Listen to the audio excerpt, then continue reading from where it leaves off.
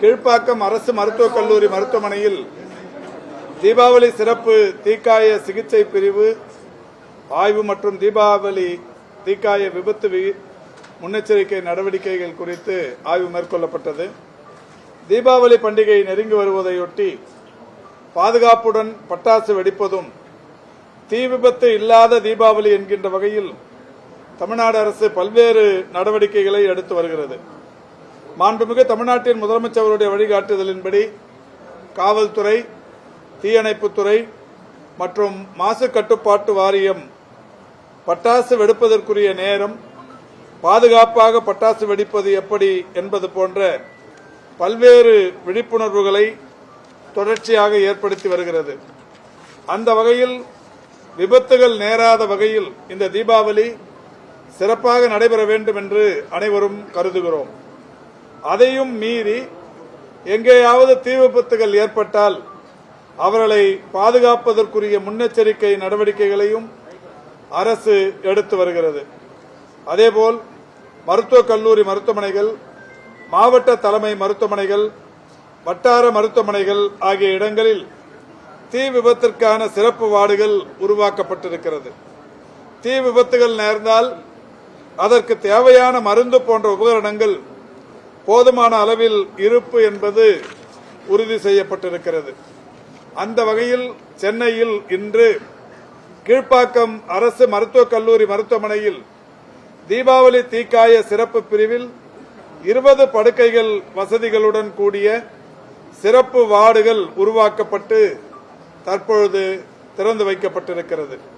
இதில் 5 வெண்டிலேட்டர் கருவிகளுடன் ஆண்களுக்கான வார்டில் 12 படுக்கைகளும், பெண்கள் மற்றும் குழந்தைகளுக்கான வார்டுகளில் 8 படுக்கைகளும் இன்றைக்கு இருக்கிறது. தமிழ்நாட்டில் மட்டுமல்லாது தமிழ்நாட்டை சுற்றியுள்ள பல்வேறு மாநிலங்களுக்கும் இந்த மருத்துவமனை சிறப்பு தீக்காய சிறப்பு அமைப்பாக தொடர்ந்து செயல்பட்டு வருகிறது. இந்த மருத்துவமனையை பொறுத்தவரை 24 மணி நேரமும் அறுவை அரங்குகள் தயார் நிலையில் இருந்து கொண்டிருக்கின்றது. அந்த வகையில் இந்த கீழ்ப்பாக்கம் அரசு மருத்துவக் கல்லூரி மருத்துவமனை ஒரு புகழ்பெற்ற தீக்காய பிரிவு சிகிச்சை உள்ளடக்கி இருக்கிற மருத்துவமனையாக இருந்து வருகிறது.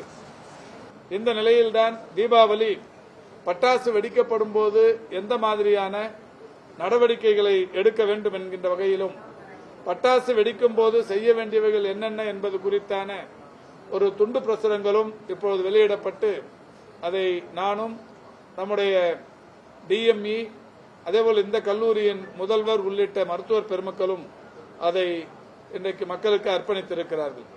குழந்தைகள், பெரியவர்கள் கண்காணிப்பில் மட்டுமே பட்டாசுகள் வெடிக்கப்பட வேண்டும் என்றும், பருத்தி ஆடைகளை அணிந்து வெடிப்பது நல்லது என்றும், பட்டாசு வெடிக்கும் போது செருப்புகள் அணிய வேண்டும் என்றும், பட்டாசுகள் வெடிக்கிற போது ஒரு வாளி தண்ணீர் கூட வைத்திருக்க வேண்டும் என்றும், பட்டாசுகளை கொளுத்த நீண்ட மத்தாப்பு அல்லது ஊதுவத்தியை உபயோகப்படுத்திக் கொள்ள வேண்டும் என்றும், திறந்த காற்றோட்டமான இடத்தில்தான் பட்டாசுகளை வெடிக்க வேண்டும் என்றும், ஒருவருக்கொருவர் இடைவெளி விட்டு நின்று மட்டும்தான் பட்டாசுகளை வெடிக்க வேண்டும் என்றும், ராக்கெட் போன்ற பட்டாசுகளை நேர்நிலையில் வைத்துத்தான் வெடிக்க வேண்டும் என்றும், வெடித்த பட்டாசு குச்சிகளை ஒரு மண் நிறைந்த வாளியில் போட வேண்டும் என்றும், பட்டு, நைலான் துணிகள் மற்றும் நீளமான உடைகளை பட்டாசு வெடிக்கும் போது தவிர்க்க வேண்டும் என்றும் இன்றைக்கு பல்வேறு அறிவுறுத்தல்கள் துறையின் சார்பில் விழிப்புணர்வாக ஏற்படுத்தப்பட்டிருக்கிறது. அந்த வகையில் இன்றைக்கு புதிய வார்டு ஒன்று மக்களின் பயன்பாட்டிற்கு கொண்டு வரப்பட்டிருக்கிறது.